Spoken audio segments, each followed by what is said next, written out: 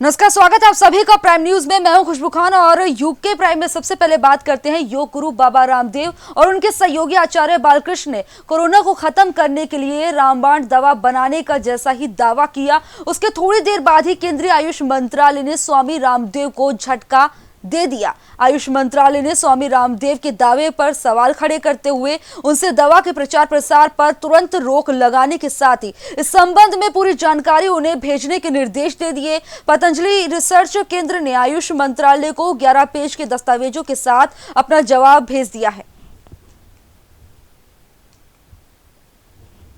देखिए, इसमें एक कम्युनिकेशन गैप था। सरकार ने कुछ पूछा था, हमने जवाब दे दिया है और सरकार आयुर्वेद के संदर्भ में सकारात्मक है और आयुर्वेद के प्रशंसक है, इसीलिए हमें कोई वो नहीं है। एक कम्युनिकेशन गैप था, उसका जवाब हमने दे दिया। दूसरी बात रही कि हमने कोई दवाई का प्रचार प्रसार दवाई का नहीं किया, हमने तो दवाई लॉन्च किया। यानी कि दवाई को लॉन्च करना वो प्रचार प्रसार के अंतर्गत नहीं आता है। और दूसरी बात रही कि दवाई क्या काम करती है वो हम नहीं कह रहे हैं। हम तो आज हमने कहा कि क्लिनिकल स्टडी को, जो क्लिनिकल कंट्रोल ट्रायल था, उस ट्रायल को हमने लोगों के सामने रखा और 100% 100% उसके रिजल्ट्स हैं और विधिवत गवर्नमेंट के जो CTRI के अप्रूवल के द्वारा ही हम लोगों ने क्लिनिकल कंट्रोल ट्रायल किया, इसलिए कोई शंका की कोई गुंजाइश नहीं है। कोरोना वायरस की दवा इजाद करने का दावा करने वाली स्वामी रामदेव की पतंजलि योगपीठ की दिव्य फार्मेसी मुश्किल में पड़ सकती है।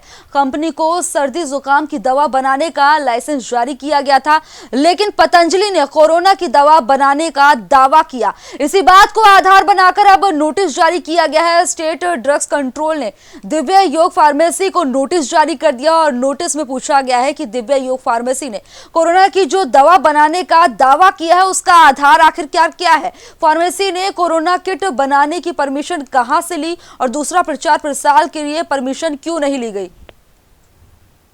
10 जून को पतंजलि ने ये 2-3 प्रोडक्ट के लिए एप्लीकेशन हमारे कार्यालय में दी और इसके बाद हमने इसको पैनल में रखा। पैनल ने इसका परीक्षण किया। पैनल परीक्षण होने के बाद 12 जून को हमने इनको लाइसेंस जारी किया।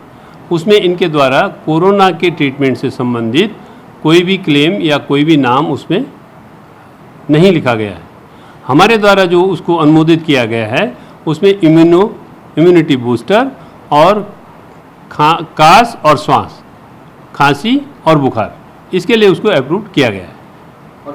इसके अलावा कोरोना के लिए हमारे द्वारा कोई उसका अप्रूवल नहीं दिया गया है। अब इस तरह का नोटिस हम इन्हें जारी करेंगे कि ये जो एक तो इन्होंने जो ये किट बनाया है इसकी परमिशन कहाँ से ली, क्योंकि किट अगर इन्होंने बनाया 3 दवाओं को मिला के जो कोरोना किट ये दिखा रहे थे टीवी पर, तो उसकी परमिशन कहाँ से ली इन्होंने, है ना। तो वो इस चीज़ का नोटिस देंगे। दूसरा हम देंगे ड्रग एंड कॉस्मेटिक एक्ट 1940 के रूल 170 के अंतर्गत, जिसमें ये है कि अगर कोई ऐड का आप करते हैं तो उसकी परमिशन स्टेट लाइसेंसिंग अथॉरिटी से लेनी पड़ेगी और स्टेट लाइसेंसिंग अथॉरिटी से परमिशन लेने के बाद ही आप कोई भी ऐड टीवी हो या पेपर या प्रिंट मीडिया हो या इलेक्ट्रॉनिक मीडिया हो उसमें दे सकते हैं। और तीसरा है DMR act, drug and magic remedies act 1954, जिसमें कि ये इस तरह के क्लेम करना वैधानिक नहीं है, उसके अंतर्गत भी इनको नोटिस जारी किया जाएगा। इम्यूनिटी बूस्टर और बुखार खांसी, 2 इस चीज़ के लिए इनकी जो परमिशन थी और इन्होंने प्रेजेंट जो करा है या जो कल हम देख रहे हैं टीवी पर या इलेक्ट्रॉनिक मीडिया में, उसमें ये कोरोना का ट्रीटमेंट का दिखा रहे हैं, तो जो कि ठीक नहीं है। अब इसमें किस तरह की कार्रवाई होगी? कार्रवाई हमने बता दिया, वो रूल उसके अंदर 170 और वो ड्रग उसके DMR एक्ट के अंदर वो करेंगे, नोटिस जारी करेंगे। हाँ, 1 हफ्ते पहले से जो प्रचार प्रसार कर रहे थे, लेकिन उसके लिए हमें कोई इन्फॉर्मेशन नहीं, नाम से कोई परमिशन है। हमने भी आपके कल ही हमें ये जानकारी मिली और भारत सरकार का जो लेटर आया है, इस फार्मूलेशन को भारत सरकार ने भी मंगाया है कि आपने किस हिसाब से इनको फार्मूलेशन दिया, उसके संबंधित सभी रिकॉर्ड आप भेजिए। तो हम उसको भी भेज रहे हैं इस नोटिस के साथ ही भारत सरकार को। जम्मू कश्मीर से पुंछ सेक्टर में हार्ट अटैक से मौत होने पर सोनाली गांव के शहीद जवान सुरेंद्र सिंह का पार्थिव शरीर उनके पैतृक गांव सोनाली पहुंच गया है। शहीद जवान का पार्थिव शरीर गांव में पहुंचते ही पूरा गांव गमगीन हो गया और हर किसी की आंख में आंसू आ गए। लोगों ने वंदे मातरम और भारत मां की जय के नारे लगाए।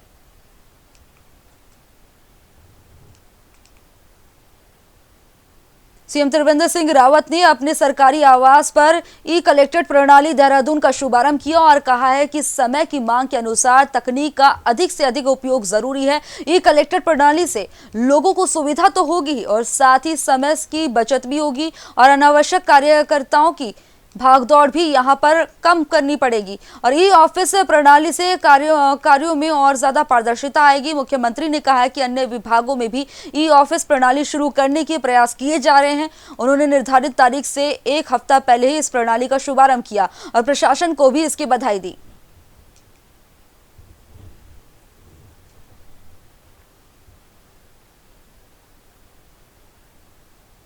प्रदेश की महिला एवं बाल विकास मंत्री रेखा आर्य ने हरिद्वार में पशु औषधि भंडार के गोदाम में छापेमारी की। रेखा आर्य ने कई घंटों तक बता दें कि स्टॉक रजिस्टर खंगाले और अनियमितता पाए जाने पर मौजूदा कर्मचारियों को फटकार भी लगाई। इसी दौरान रेखा आर्य ने कहा है कि गोदाम में कोताही बरती नहीं जाएगी। जितनी दवाइयां आमजन तक पहुंचनी चाहिए थी वो नहीं पहुंची है। रजिस्टर देखने पर साफ हुआ है कि दवाइयों का वितरण नहीं हुआ है, लेकिन कंपनियों को पैसा दे दिया गया है। आर्य ने इस मामले में उच्च स्तरीय जांच कराने और सख्त कार्रवाई करने की बात भी कही है। निश्चित रूप से जब रजिस्टर खंगाले गए तो ये कहीं ना कहीं ये संलिप्तता दिखाई पड़ती है कि इसमें जो लाभार्थी हैं अथवा अस्पताल है, यदि जितना स्टॉक है उतना स्टॉक संबंधित अस्पतालों तक नहीं पहुंचा है या जितना वितरण जनता में दिखा गया उतना वितरण जनता में नहीं पहुंचा है, उसमें कहीं ना कहीं मुझे कोताही जो है वो यहाँ बरती जा रही है, वो देखने को मिला है। निश्चित रूप से इनके अभी सीवीओ को भी बुलाया गया है, उनसे फिर से पूछताछ की जाएगी और इसकी उच्च स्तरीय जो है वो जाँच कराई जाएगी ताकि दूध का दूध और पानी का पानी हो सके। बातचीत हो रही थी तो रजिस्टर में साफ दिखाई पड़ रहा था, कहीं कहीं पर दवाइयाँ जो है वो मेंशन कर दी गई हैं और दवाइयों का वितरण नहीं हुआ है और दवाइयों का पेमेंट कर दिया गया है, ये देखने को ज़रूर मिला है। और वो कितना बड़ी मात्रा में हुआ है या कितनी छोटी मात्रा में हुआ, अभी उसका हम केवल आकलन नहीं कर रहे हैं, क्योंकि वो विषय जाँच में आएगी तो वो फिर आपके सम्मुख आ ही जाए।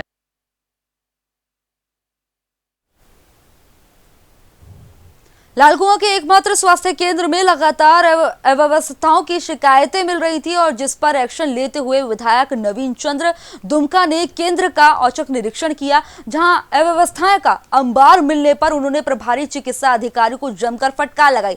निरीक्षण के दौरान विधायक को केंद्र का सभी मेन गेट यहां पर बंद मिले और चिकित्सा अधिकारी सीमा आर्य को मौके पर बुलाकर जमकर फटकार लगाई गई और अस्पताल को 24 घंटे खोलने का आदेश दिया गया और चेतावनी दी है कि स्वास्थ्य केंद्र में तैनात कर्मचारी अपनी कार्यशैली को नहीं सुधारेंगे तो उनके खिलाफ सख्त से सख्त कार्रवाई की जाएगी।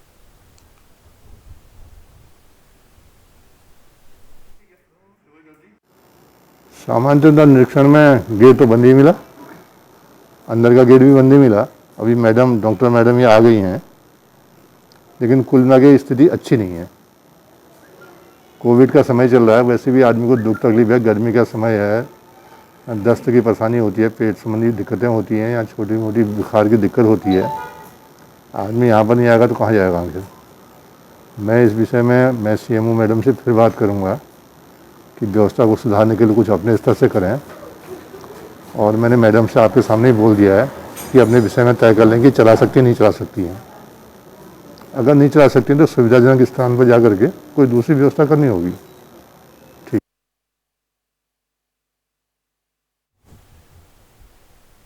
कोरोना काल में आमजन के साथ सभी लोग जहां बुरी तरह से प्रभावित हुए थे, तो वहीं मठ मंदिर पुजारियों की आमदनी पर भी कोरोना का असर पड़ा था और पूजा पाठ पर आश्रित पुजारियों की किसी ने मदद नहीं की। लेकिन अब कांग्रेस ने डोईवाला के सभी मठ मंदिर के पुजारियों की मदद के लिए हाथ आगे बढ़ाया है और हर पुजारी को 1000 की आर्थिक मदद देने का सिलसिला शुरू कर दिया है। नगर कांग्रेस के अध्यक्ष राजवीर खत्री ने जानकारी देते हुए बताया कि कोरोना महामारी के कारण लॉकडाउन हो गया था, जिससे हर कोई प्रभावित हुआ है, तो सरकार के साथ सभी संगठन के साथ कांग्रेस भी लोगों की मदद के लिए आगे आई और लेकिन हिंदू धर्म में पूजा पाठ की जिम्मेदारी निभाने वाले हमारे पुजारियों की किसी ने कोई सुध नहीं ली।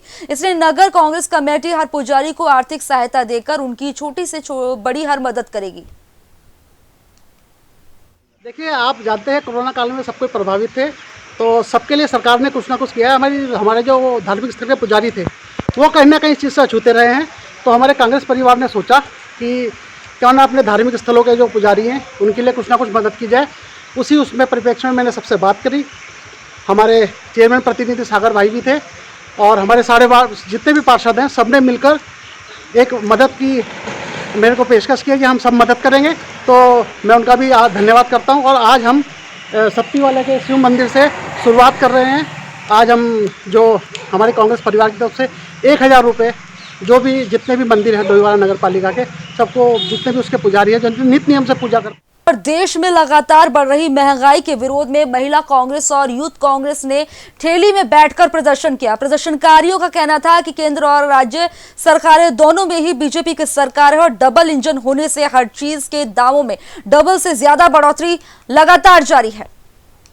इस प्रकार ये हमारे देश में कोविड-19 की महामारी चल रही है, उसको देखते हुए हमने तो ये सोचा था सरकार शायद आम लोगों के लिए कोई आर्थिक सहायता रखेगी या उनकी किसी प्रकार से आर्थिक सहायता करेगी। पर जिस प्रकार मैं देख रहे हैं कि केंद्र सरकार, जबकि हमारे उत्तराखंड में डबल इंजन की सरकार है, तो यहाँ किराया भी डबल तरीके से ही बढ़ाया जा रहा है। वो किसी तरीके से भी आम जन को कोई सहायता प्रदान नहीं कर रही है।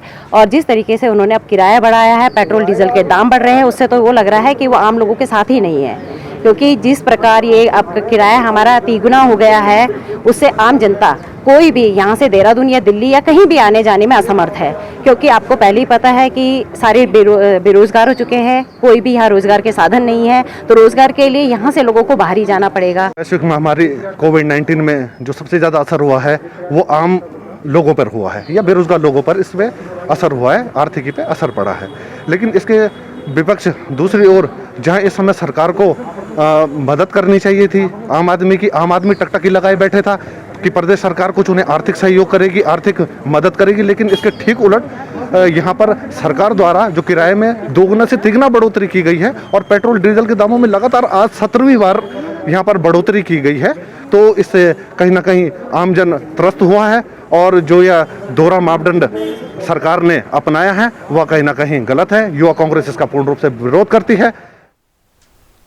कोविड-19 के बढ़ते ग्राफ को लेकर उधम सिंह नगर में सत्र न्यायालय और अधिवक्ताओं की चैम्बर जिला जज के आदेश पर सील कर दिए गए हैं, जिससे नाराज अधिवक्ताओं ने न्यायालय गेट के बाहर धरना देकर प्रदर्शन किया। बार एसोसिएशन के सभी अधिवक्ताओं ने जिला जज के आदेशों के खिलाफ प्रदर्शन किया और आरोप लगाया है कि न्यायालय की तरफ से लागू की गई ऑनलाइन प्रक्रिया पूरी तरह से फेल हो चुकी है।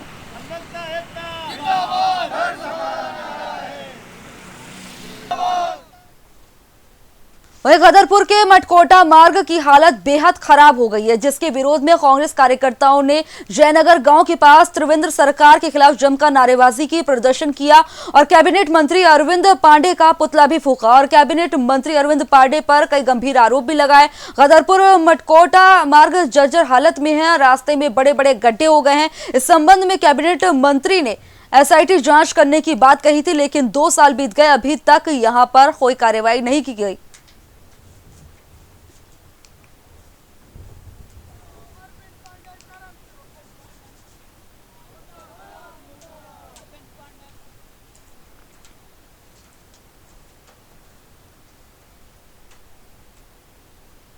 पिछले कई सालों से लोग करते हुए आ रहे हैं। रोडों में बड़े बड़े गड्ढे हो गए और आए दिन कोई ना कोई दुर्घटना हो जाती है। न जाने कितने दर्जनों की जो माँ है उनकी कोख सूनी हो गई है। जो गाड़ियां हैं उसकी चैम्बर नीचे तक लग जा रहा है और लाखों रुपए का लोगों का नुकसान हो चुका है। और अभी भी जब इस क्षेत्र के विधायक अरविंद पांडे जी हैं, कैबिनेट मंत्री हैं, चाहे तो छोटा सा बजट पास करके इस रोड को ठीक करा सकते हैं, लेकिन वो ये कहते हैं कि इस रोड में हम SIT जांच कराएंगे, जो घोटाला हुआ है वो और उसके जो दोषी हैं उस पर कार्रवाई करेंगे। मैं कहा करिए, जिसने भी घोटाला किया, क्योंकि जनता का पैसा है, करिए, लेकिन सबसे पहले इस गड्ढों को भरवाने का काम कीजिए, क्योंकि आए दिन कोई ना कोई जान यहाँ पे जा रही है, दुर्घटना हो रही है और स्कूल के जो छोटे छोटे बच्चे हैं वो भी इस सड़कों पर गिर के उनकी चोट लग रही है। उनका कहना सालों से सुनते आ रहे हैं और हर बार यही कहते हैं कि अभी बजट मुक्त हो गया है, अभी काम हो जाएगा। कब तक लोगों को गुमराह करेंगे, कब तक लोगों को मूर्ख बनाएंगे? शर्म आनी चाहिए क्षेत्रीय मंत्री। और होने का एक ही कारण है हमारा, क्योंकि कई एक बार हमारे बच्चे स्कूल के गिर गए हैं, कई एक बार चोट लग गई, कई एक्सीडेंट है 2 साल में कम से कम नहीं तो 60-70 जाने जा चुकी है लोकल इतने ही दूर में। और काफ़ी हमारे स्कूल के बच्चों के कपड़े गंदे, या 2 बार तो ऑटो पलट गया जिसमें बच्चे हमारे नुकसान हो गए, हताहत कुछ भी नहीं हुआ, लेकिन उनके कपड़े, ड्रेसें, स्कूल के सारे बैग वगैरह सब खराब हो गए थे। हमने कई एक बार आवाज़ उठाया लेकिन अभी तक कोई सुनवाई नहीं। अगर जल्दी ना बना तो क्या स्टेप लेंगे आगे? अगर जल्दी नहीं बना तो हम धरना पे उतर जाएंगे। क्या नाम आपका? सुमन। लॉकडाउन के चलते उत्तराखंड बोर्ड की इंटर और हाई स्कूल के 2 पेपर पर रोक लगा दी गई थी, जिन्हें पूरा करा दिया गया। परीक्षा केंद्रों पर छात्र छात्राओं के साथ कक्ष निरीक्षकों की थर्मल स्क्रीनिंग और उनके हाथों को सैनिटाइज करके ही परीक्षा कक्षों में जाने दिया। और डोईवाला में राजकीय इंटर कॉलेज सुबह की मीटिंग में हाई स्कूल के छात्रों ने गणित के पेपर दिया, वहीं दूसरी मीटिंग में इंटरमीडिएट की संस्कृत की परीक्षा हुई। आज जो है हाई स्कूल की गणित की परीक्षा संपन्न हुई है। इसमें जो है 79 परीक्षार्थियों ने प्रतिभाग किया है।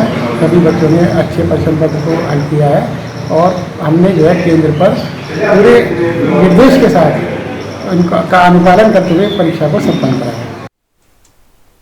पहाड़ों की रानी मसूरी के नजदीक जौनपुर में उत्तराखंड की ऐतिहासिक सांस्कृतिक धरोहर मौड़ मेला इस बार कोरोना महामारी को लेकर आयोजित नहीं होगा, जिससे क्षेत्र के हजारों ग्रामीणों के साथ देश विदेश से मौड़ मेले को बनाने के लिए आने वाले लोग मायूस हो गए हैं। बता दें कि ये फैसला मौड़ मेला समिति द्वारा आयोजित बैठक में लिया गया है। उनकी माने तो मौड़ मेले में हजारों की संख्या में ग्रामीणों के साथ पर्यटक नदी में मछलियों को पकड़ने के लिए उतरते हैं।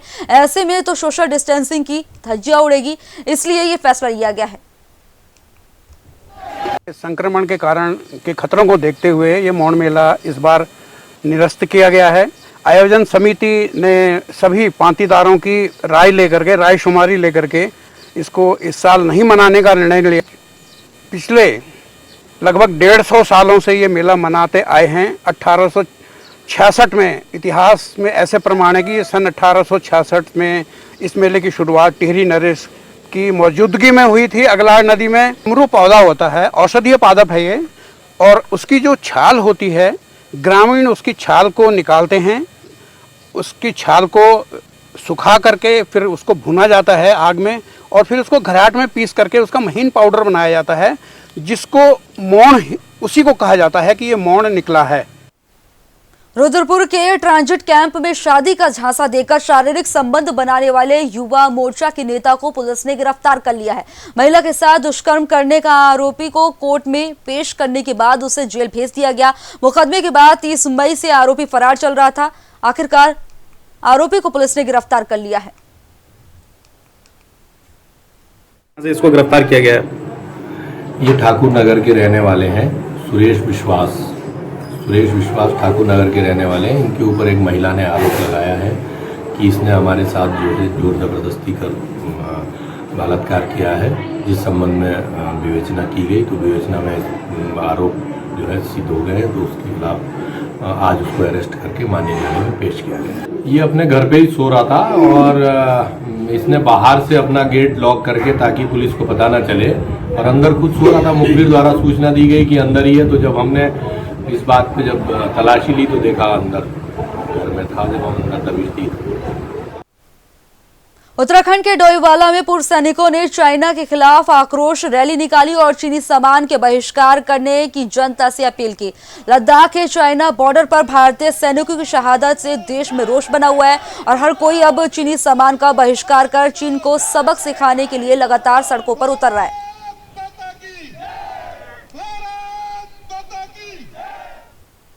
वहीं रुड़की में जेल से कैदी का वीडियो वायरल होने के बाद जेल प्रशासन और जिला प्रशासन में हड़कंप मचा हुआ है। कैदी के परिजन जेल में बंद कैदी की जान को खतरा बता रहे हैं और उच्च अधिकारियों से सुरक्षा की गुहार लगा रहे हैं।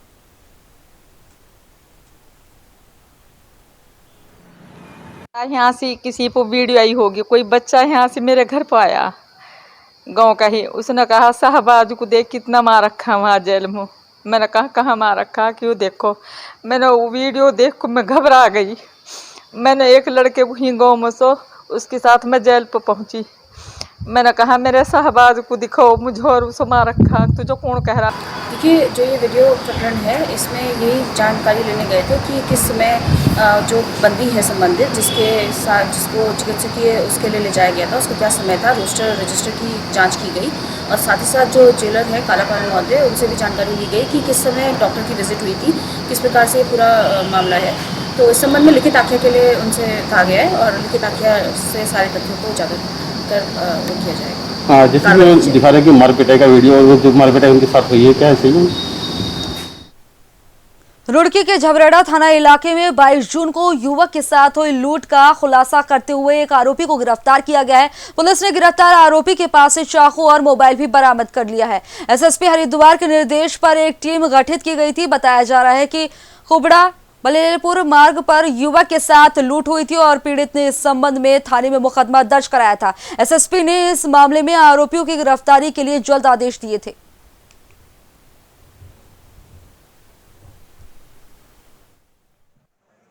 22 जून को वादी फिरोज के द्वारा थाना झबरेड़ा पर यह सूचना अंकित कराई गई कि अज्ञात बदमाशों द्वारा उसे रोककर उसके साथ मारपीट करते हुए उसे जान से मारने की धमकी देकर उसका मोबाइल फ़ोन लूट लिया गया और उसके ही फ़ोन से उसके परिजनों को धमकी देकर पैसों की मांग की गई। इस संबंध में थाना झबरेड़ा पर अंतर्गत धारा 341, 392, 386, 307, 323, 506 आईपीसी के अंतर्गत अभियोग पंजीकृत किया गया और विवेचना के दौरान 3 अभियुक्त प्रकाश में आए।